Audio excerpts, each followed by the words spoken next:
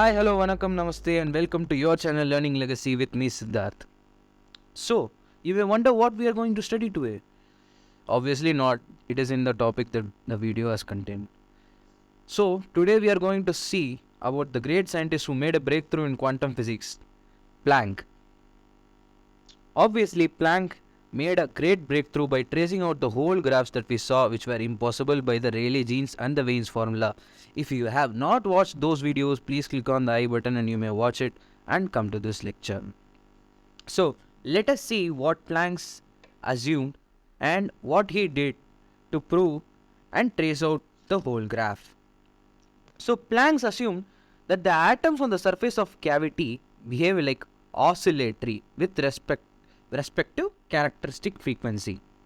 So he believed that each particle on the surface of a black body or a body which reflects lights or emits light has been like an oscillator which oscillates in its own position, and they contain a discrete energy level, that is E is equal to nh mu. Here h mu, as we know, is the photon energy and n is a natural number. It can be 1, 2, 3, 4 and so on. No continuous energy is emitted or absorbed, but in jumps. It is not like a continuous graph that we draw for a light wave striking a surface, but it can give energies in the form of jumps, that is direct supply. Then we see that there are n naught number of atoms or oscillators with energy 0, with 0 energy, and n1 number of oscillators with energy h mu, and n2 with 2h mu and so on. Here there is a thing to notice, that is e power minus er by kt, which is a probability of an atom with energy er staying at cavity temperature T. This gives us the probability in which an atom can stay in its own energy state at the given temperature of the body. So let's move on and see what are the total number of atoms in a body. So Nr is equal to N naught into e power minus Er by kt is the number of particles having energy Er, that is variable.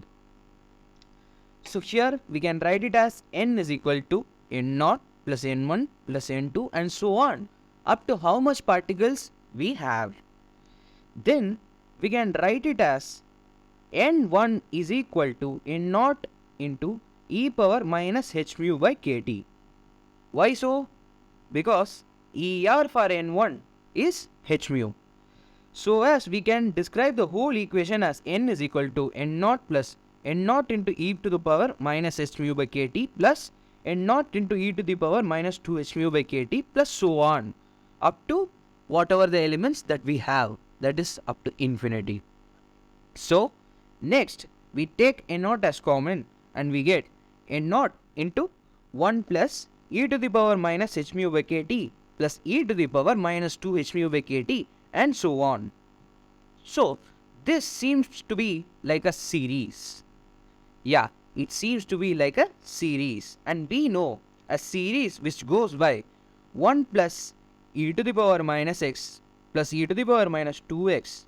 It can be written as 1 by 1 minus e to the power minus x. So the final answer that we get will be N is equal to N naught into 1 by 1 minus e to the power minus h mu by kt.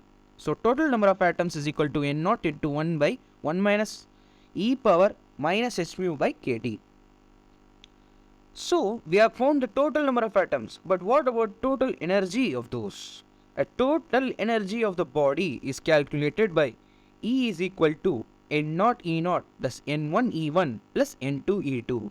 You may think, why we are multiplying the number of atoms with the energy? The question has its answer too. You may wonder, why can't we just add E naught plus E1 plus E2 and so on?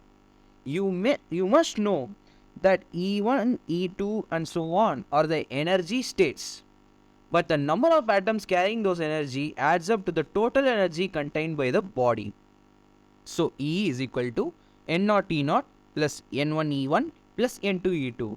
As we may all know that E naught, the energy carried by n naught number of atoms is already 0. So taking it into consideration is a waste of time and a confusion in our equations. So we move on to the next step by getting the derivations for the E1 part.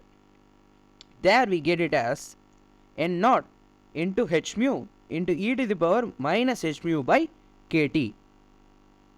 Here we have simply created an abbreviation for the n part.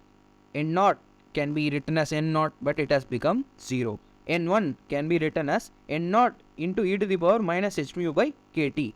We know h mu for n1 is h mu, and the energy for the n2 is 2h mu. So we just expand those terms and write the equation. As we all know, this 2 will become like a series, and this can be written as E is equal to n naught h mu e power minus h mu by kt by 1 minus e power minus h mu by kt whole square. Now we'll move on to the average energy possessed by the body. The average energy can be determined by the ratio of total energy by total number of atoms.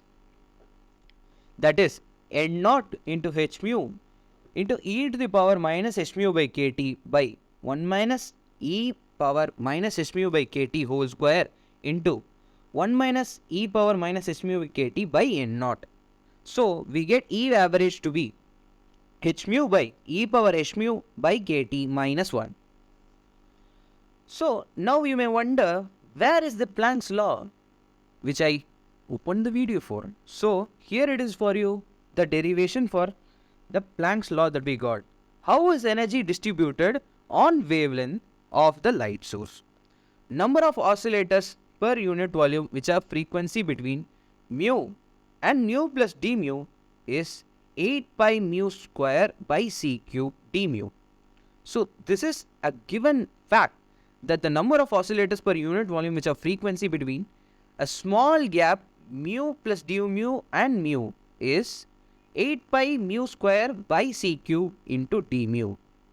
So here we get the Planck's radiation constant, that is E mu d mu is equal to 8 pi mu square by c cube into d mu into E average, that is 8 pi mu square by c cube d mu into h mu by e power h mu by kt minus 1. That is, we are just substituting the formula that we got for E average. So then we know mu is equal to c by lambda. So d mu will obviously be equal to minus c by lambda square into d lambda. So hence we get E lambda d lambda is equal to 8 pi c square by c cube into lambda square into minus c by lambda square into hc by lambda into 1 by e power hc by lambda kt minus 1. So after all those calculations, we come to the conclusion, that is our Planck's formula for the graph, that is E lambda d lambda is equal to 8 pi hc by lambda power 5 into 1 by e power hc by kt minus 1. And this is the law which satisfies the whole graph that we have got till now. We will see about getting the Wien's and Rayleigh-Jeans formulas from the Planck's law in the next upcoming videos. I hope you understood whatever is taught. Thank you. If you liked the video, please like, subscribe and share it, and be a part of your learning legacy.